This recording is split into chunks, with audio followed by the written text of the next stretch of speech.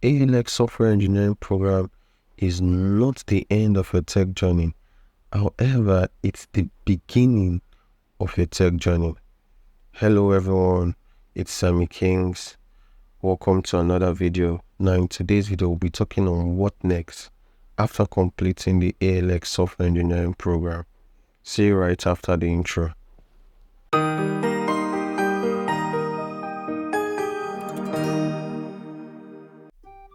Alright, if you are new to the channel, kindly subscribe. If you are a returning subscriber, welcome back.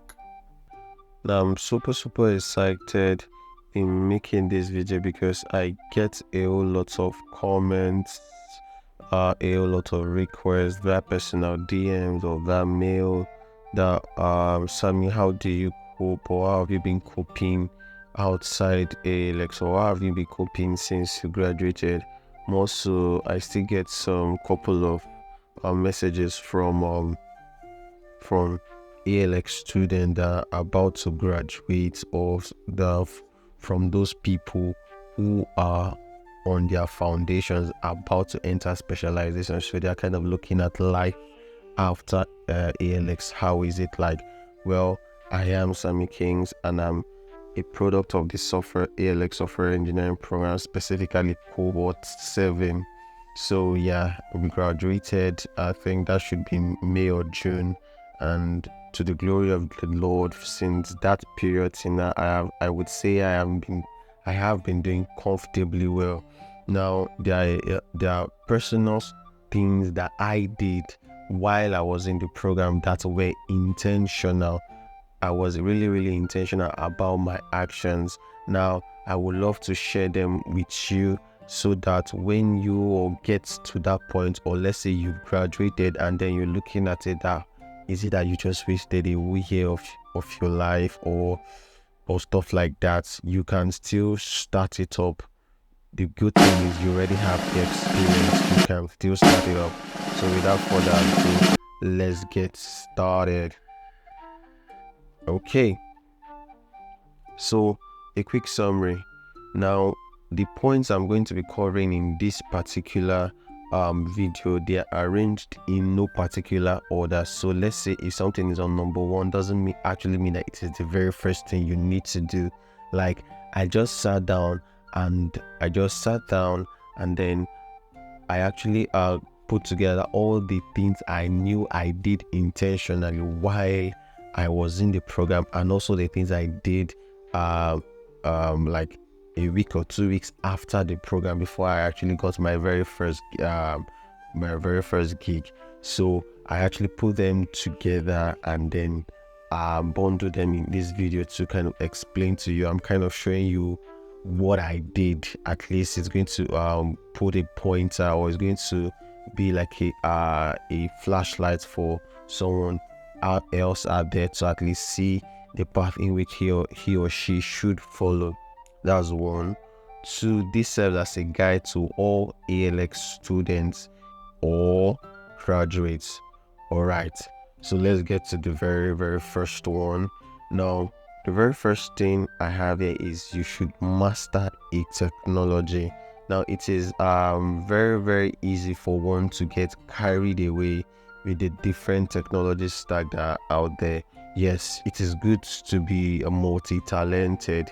It is good to have knowledge in different technology. It is, to be honest, it is very good. It gives you this edge. Yeah. However, you are just coming from a boot camp or from a program in which it is very intense. There are some stuff in which you didn't understand. While I was in the program, there are some things I never understood. It took me in fact, I am beginning to even understand them now. That okay, this was what I did back then that was kind of giving me headache. You get? So there are some things that you would not get due to the whole environment or the whole atmosphere of the ALX software engineering program. Am I saying it's bad? No. Such is life. There are some things you get taught in your primary 1 and then you understand them better in your primary 3. You get? So it is very important that you sit back and then you tell yourself which particular or what particular technology stack do you want to major in. Now, I have a couple of friends that, okay, while in the ALX SE program, we were exposed to languages like C, Python, JavaScript, now and then Node. Then if you went for the front end route, I think they also exposed them to React, then HTML, CSS, and then we also were exposed to jQuery. However, I have friends that we do talk often that though they were exposed to this technology in the program, that is not what they are using actively. Some they are Go developers. I mean, they learned Go on their own, and that is what they are actually using for active development. Some learned C#. So it is very, very important that you pick a technology stack. While some of which I fall in those, I decided that I want to focus on Python. I still have another friend that just decided he wants to focus on JavaScript. So it is very, very important that you pick your technology stack. That means your backend language or your front end language, your go-to database, all those stuff. Sit down, write them out, and go master them. Because now you are now exposed to the outside world. You want to start getting yourself ready, start getting yourself prepared to take jobs, either via gigs or via job application. So it is very, very important that you get your basics right. All right. Okay, so let's go to the next one. Now, the next one here is building real world projects. It's not just all about building projects. Building project enhances your ability. It makes you understand things you read much more better. It's also even open your eyes to things thought about. However, you want to build projects that people marvel, or that people that how will I put it? That you want to build project that your would-be employer will look at it as something being reasonable. Like, don't go and start building social media application. There are a whole lot of social media applications out there. There's a whole lot. And even if you want to build a social media application, make yours different. Make yours, don't make it generic, just like the way everybody is basically doing. Because these recruiters or people have a way, even if when you are talking about your people have a way of knowing if this project actually came from you, or you just kind of follow the YouTube video to arrive at that point. You never sat down to create it from yourself. People always have a way of knowing, you get. So try as much as possible to build real, you can interact with a particular business and then just have a cool conversation with them and just tell them, let them know, let them feel you on their proposed challenge, and then see how you can use your current tech skill to solve that problem. You could decide to charge them a token, or you could decide to do it for free for them and then they host it, or you could just decide to do it and then you add it to your own portfolio. However you might want to go about it, try as much as possible that you build real world projects. To be honest, building social media application now, like Facebook clone, Twitter clone, YouTube clone, except you're actually going to make it very, very exceptional. But if you're going to be building something, take for example, you want to build an application now that enables people once they scan a textbook, it converts them to an audio MP4 player, and then it also it schedules the chapter, it schedules each page, and based on the inputs the user gives to it. So let's say I want to read, and let's say I want to play the first page, as also it picks that up, it schedules it. Those are applications, or those are projects that you can build, that it is not generic. So when you build it, even if you don't make it super good, because again, you are just coming from an intense program, what you want to do is to quickly get yourself wet, get hands-on experience. You don't wait because you are just coming from it, so you are still fresh. A lot of things are still in your head than staying 1 month or 2 months not doing not coding or not programming. You get to lose your grip. So get on with it actively.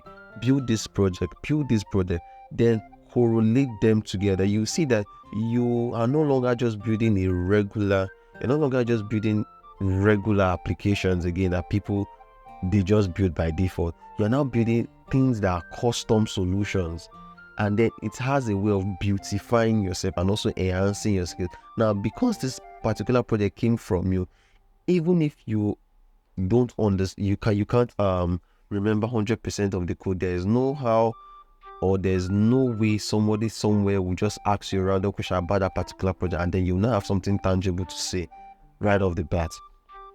All right. Now the next one is polish your soft skills. Now it's not just all about improving on your technical skills. Yes, your technical skills gives you that particular position. However, it is this your soft skills that ensures you stay on that particular position.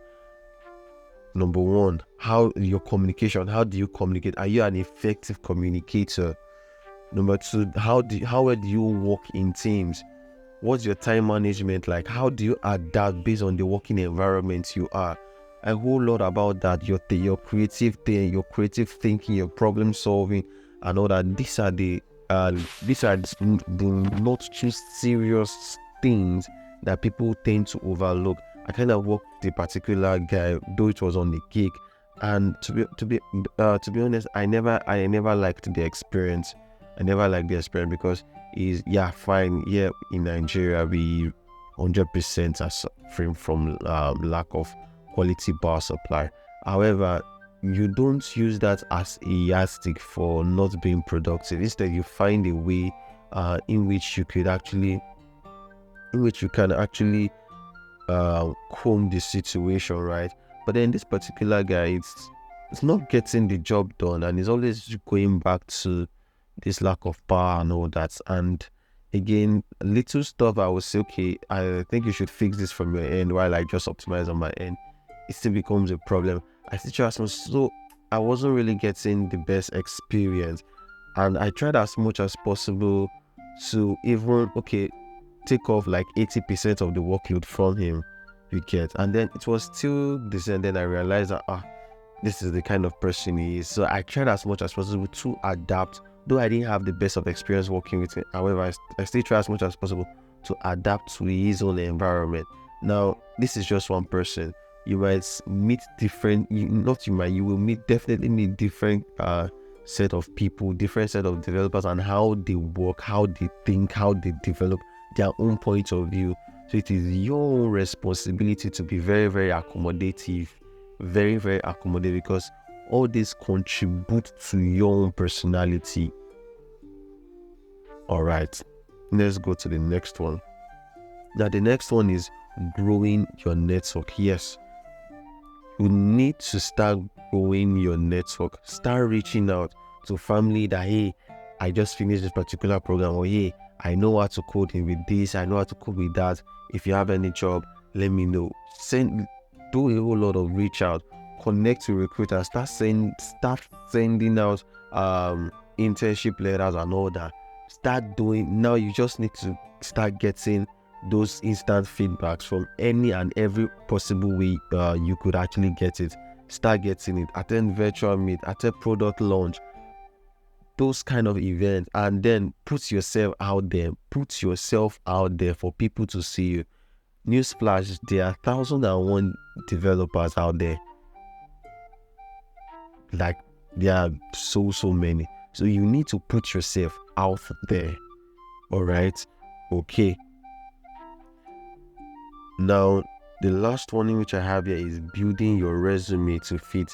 Now, you've been building projects. However, you will need to start making conscious efforts in your desired area in which you want to work it, and then tailor your CV or your resume to that particular industry. Because now, let's say you are a recruiter now, and you see somebody that have done, okay, both of them have zero industrial experience here. Okay, now let's say three has built an invoicing application suitable for logistics and all those companies, and they are now applying to a company like FedEx and all that, or yeah, let's just say they're applying to a logistics company, and one of them has built three software that will enable logistics businesses do well, and then the other one has just built 5 different applications. Now, no jokes, the recruiter will tend to lean towards the person that has built project that is tailored to where they are currently, because they feel that, okay, what this person must have learned is relatable, and as such, this person has more experience than you that have built different applications for different industries. So it's very, very important that you build project. Yeah, you can still add other things, but I feel as of this point, you should have a desired field in which you want to work in, and then start tailoring your resume towards that. And I believe that this few points that I have shared that I did back then will enable a whole lot of people out there in the ALX SE program, or that have graduated, to kind of get their feedback again and then reignite that fire. I really want to see you all succeed. I really look forward to getting your own email telling me how well you thought about this, and then you start taking action. All right, perfect. Now, if you want to reach out to me, you can reach out to me via mail or via my social media handle. All right, guys. Now, if you are new to the channel, kindly subscribe